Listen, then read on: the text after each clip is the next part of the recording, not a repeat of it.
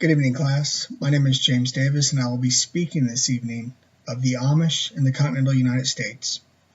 Known for their simplistic living and plain attire, the Amish live on the outskirts of modern America. They have removed themselves from the modern conveniences and luxuries of technology. Although I live in central Pennsylvania near Williamsport, I've had few, if any, interactions with them, adding to the mystery that surrounds them.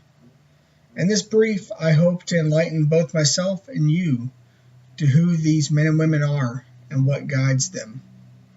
The Amish are an extract of Switzerland who practice in the traditional sense.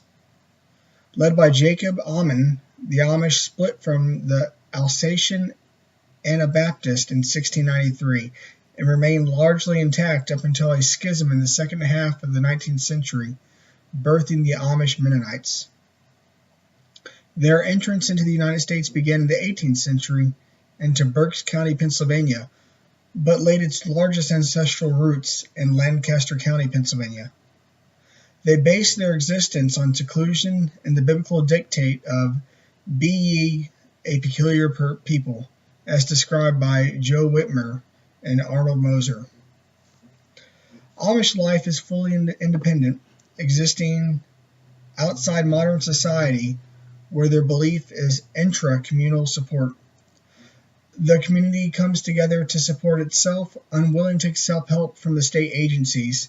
This focus on communal fellowship has been compared by experts such as William Smith to represent a sort of communist existence closely related to the Hutterite culture existent in Moravia or modern-day Czechoslovakia.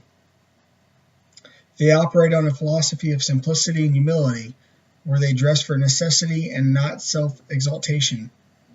In keeping with their segregation, they are also non-confrontational, conducting themselves as pacifists and being strictly disciplined from within.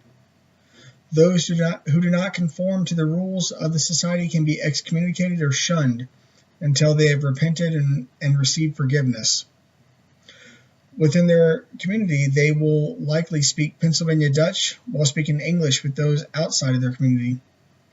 Schooling lasts up until the age of 14, where they will learn a trade and begin work.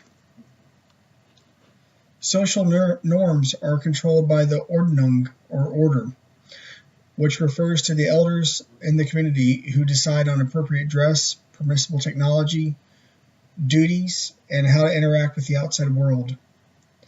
Most ordnungs are predominantly constructed of men, but some do incorporate women into the order, and their edicts are described by Thomas W. Foster as being democratically ratified community decisions.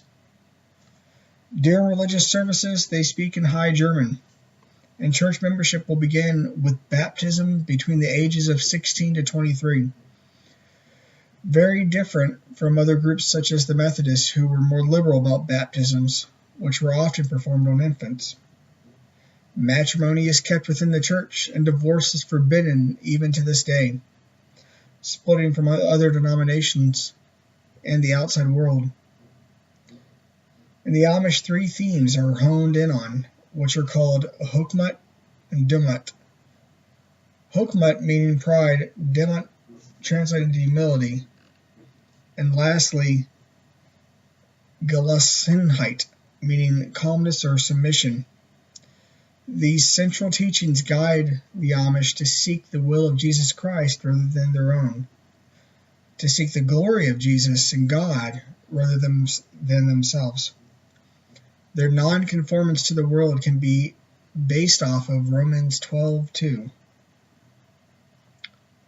This non-conformance to society has helped them to live much more in line with their religious teachings and the views of early American religious groups, differing vastly from the modern religious movements in the 21st century.